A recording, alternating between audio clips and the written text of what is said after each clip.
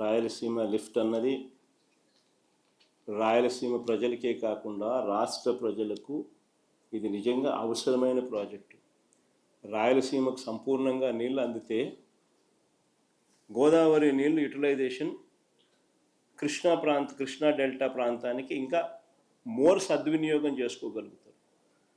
రాయలసీమకి నీళ్ళు అందకపోతే ఆ గోదావరి నుంచి వచ్చే నీళ్లు రాయలసీమకి ఇస్తారా, కృష్ణా డెల్టాకి ఇస్తారా? సో ఇది రాష్ట్రానికి సంబంధించిన వెరీ ఇంపార్టెంట్ సబ్జెక్ట్ ఇది. వీటికి సంబంధించి ఎక్కడా కూడా మనం అన్యాయం చేయడం లేదు ఎవరికి.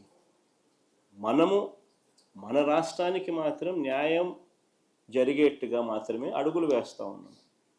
ఈ అడుగులు వేసేది చంద్రబాబు నాయుడు లాంటి అన్యాయమైన వ్యక్తి అడ్డుకునే కార్యక్రమం ఏదైనా ఉంటే తన స్వార్థం కోసం అడ్డుకుంటే అడ్డుకోవచ్చేమో, కానీ అదన్నీ టెంపరీ. ఖచ్చితంగా దీని మీద కూడా ఉద్యమాలు జరుగుతాయి. ఖచ్చితంగా మళ్ళీ అధికారంలోకి మేము వచ్చిన తర్వాత వాయువేగంతో ఈ ప్రాజెక్టు కూడా పూర్తి చేస్తాం.